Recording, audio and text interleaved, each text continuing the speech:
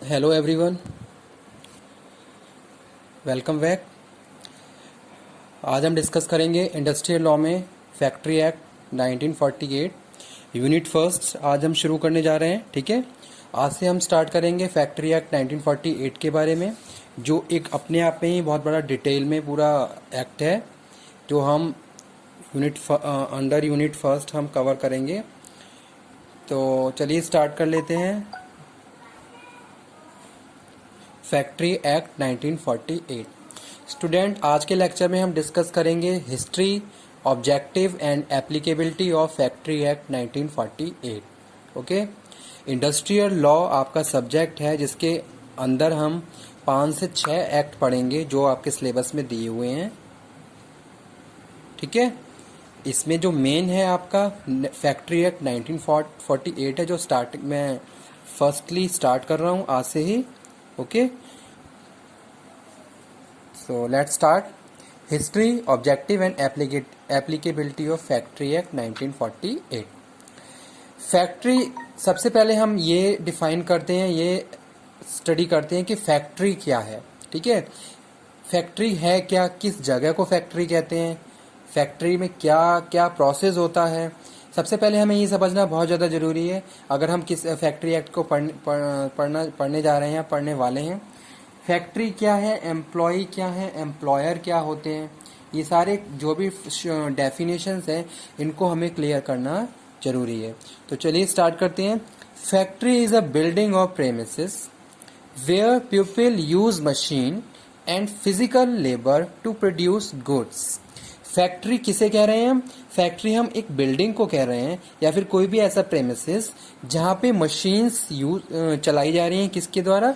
Workers के द्वारा, और मशीन्स के थ्रू वो किसी गुड्स को प्रोड्यूस कर रहे हैं। ठीक है, तो वो जगह क्या है? फैक्ट्री है। Factory is a building of premises where people use machines and physical labour to produce goods. ठीक है, यानी कि अगर हम सिंपली जर्नली बात करें, अगर हम जो स्टैंडर्ड डेफिनेशंस की बात करते हैं फैक्ट्री की, तो 10 और मोर वर्कर्स की बात करते हैं, जो मैं आगे आपको बताऊंगा।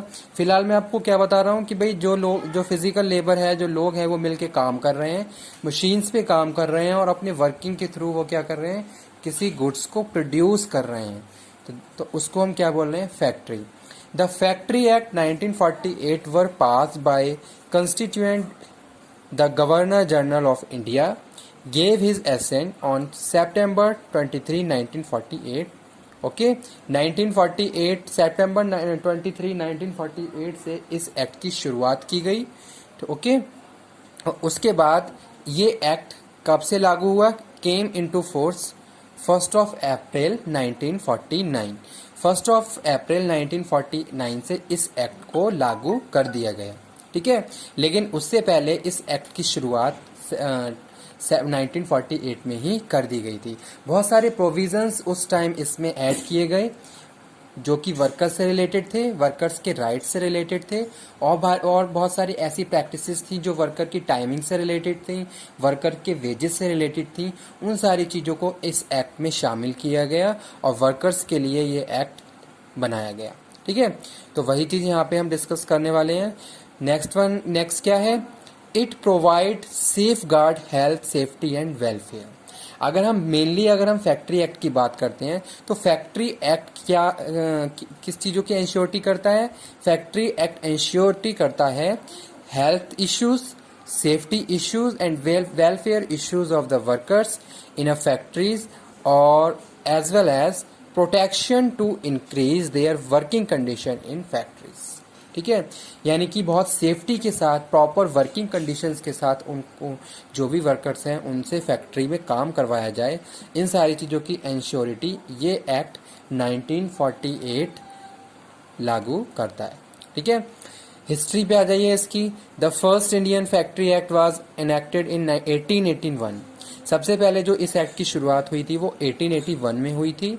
उसके बाद जैसे जैसे टाइम बढ़ता गया, जैसे जैसे प्रैक्टिसेस चेंज होती गई, वैसे वैसे बहुत सारे एक्ट आए और उनमें अमेंडमेंट करते हुए नेक्स्ट एक्ट की शुरुआत की गई। ठीक है, तो जो